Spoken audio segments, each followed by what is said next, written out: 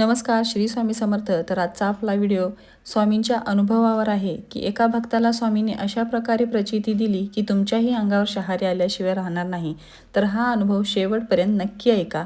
या अनुभवाने तुमच्याही जीवनात खूप काही असा बदल घडेल. तर ज्यांचा अनुभव आहे ते दादा म्हणतात की स्वामींची कृपा माझ्यावर खूप आधीपासूनच आहे. याचा मला अनेक वेळा अनुभव आला. तुम्हालाच का अनुभव येतात असेही विचारणारे भेटले. मग हाच प्रश्न मी माझे गुरुजी श्रद्धेय स्वर्गीय श्री अण्णाजी कवीश्वर महाल नागपूर यांना विचारले. त्यांनी पुढील प्रमाणे समजावून दिले. अनुभव आलेल्या काही लोकांची ही भावना असते की कुणाला सांगायची नाही. हे माझे वैयक्तिक अनुभव आहेत. तर कुणी आपली टिंगल होईल म्हणून किंवा आपली अंधश्रद्धाळू किंवा मागासलेली अशी ओळख होईल म्हणून सांगत नाही. पण असे नसते. तुम्हाला जर अनुभव येतात ते स्वच्छ भावनेने लोकांपर्यंत पोहोचवा. हजारातून एक जरी तुमच्यामुळे भक्ती मार्गाला लागला तरी तुम्हाला खूप मोठं पुण्य मिळेल.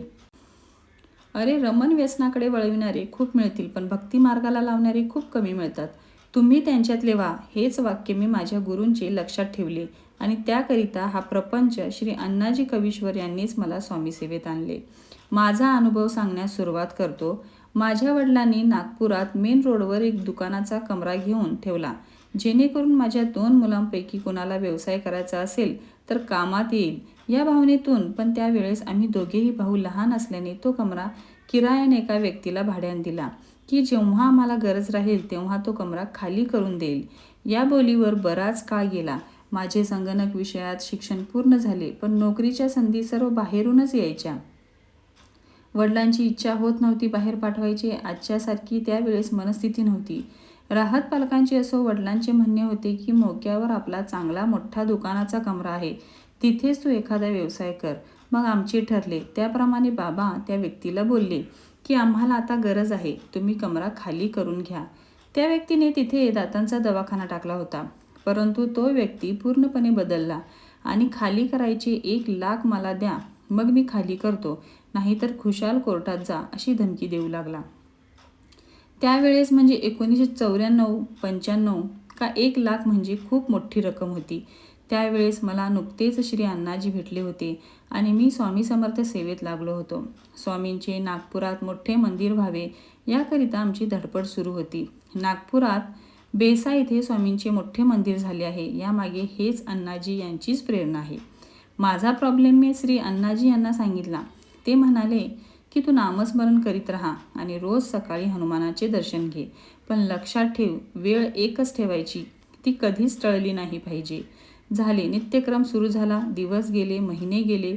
माझे कायम नियमित अखंड सुरू होते. नागपुरात ठिकठिकाणी स्वामींच्या आरती आयोजित करणे, जप यज्ञ करणे, स्वामींचे फोटो प्रिंट करून विकणे, या माध्यमातून मंदिराकरीत देणगी गोळा करणे सुरू होते.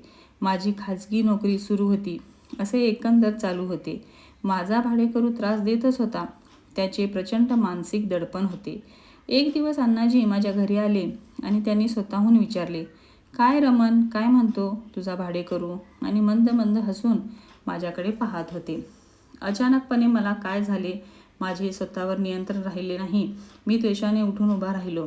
मी अगोदर फार तापट स्वभावाचा म्हणून कुप्रसिद्ध होतो आणि म्हणालो, अण्णाजी, काहीही झाले नाही. तुम्ही ती सेवा सांगितली, काहीही उपयोग नाही. मला वाटतं तुम्हाला आणि तुमच्या स्वामींना फक्त मला राबवून घ्यायचे आहे. अहो अण्णाजी, तुमच्या स्वामींच्या मागे लागण्यापेक्षा 4 मवाले हाताशी धरले असते तर आजपर्यंत माझे काम झाले असते. अजून बरंच काही. थोड्या वेळाने सर्व शांत झाले. अण्णाजी जागेवरून उठले, माझ्या खांद्यावर हात ठेवला आत, पण ते मंद मंद हसत होते. थोडा वेळ थांबले आणि निघून गेले. असेच 8-10 दिवस गेले. एक दिवस रात्री माझा तोच किरायेदार एक टेम्पो घेऊन आला. सर्व सामान त्याने त्या क्लिनिकमधले त्या टेम्पोमध्ये भरले.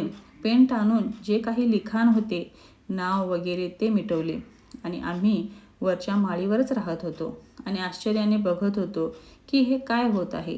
तेवढ्यात तो वरती आमच्या घरी आला आणि बाबांना म्हणाला, ही घ्या तुमची चाबी, मी रूम खाली केली आहे. बाबा म्हणाले, तुम्ही मला डिपॉझिट दिलेले 10,000 घेऊन जा.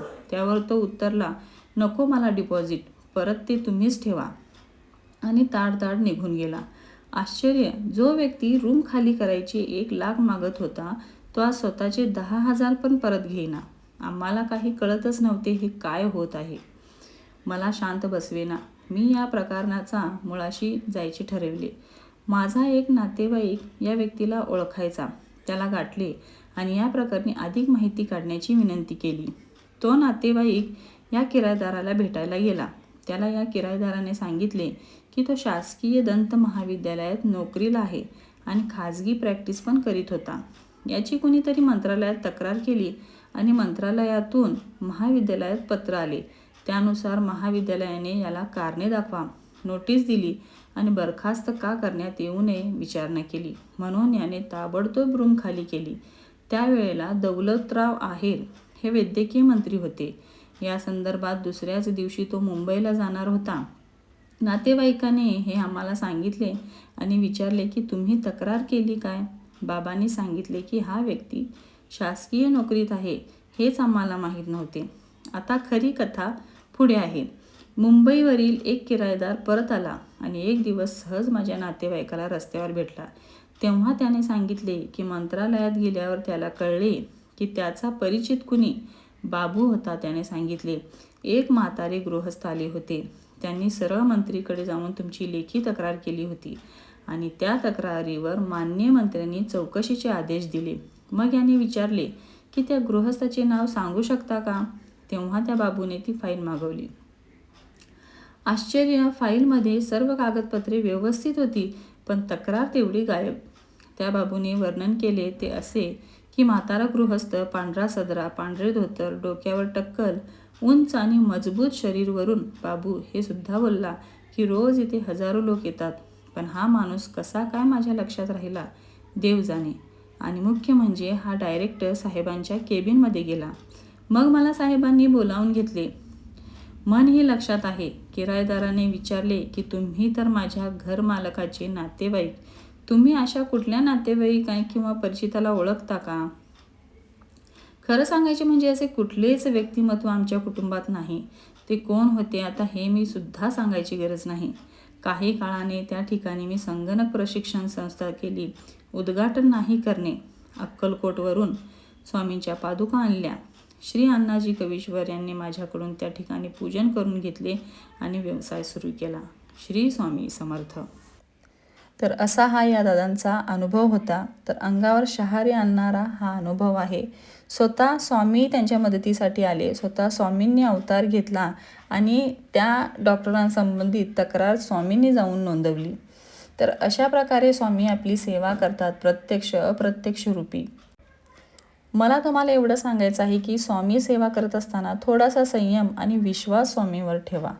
जे काही घडणार, जे काही होणार ते चांगलंच होणार. फक्त आपल्यामध्ये संयम असला पाहिजे आणि स्वामीवरचा विश्वास डगमगू देऊ नका. जी काही सेवा करताय ती रोज तुमची सेवा सुरू ठेवा. जी काही दुःख आहे, संकटे आहे, अडचणी आहे ती स्वामींना सांगा आणि थोडासा धीर धरा आणि स्वामीवर विश्वास ठेवा. बास.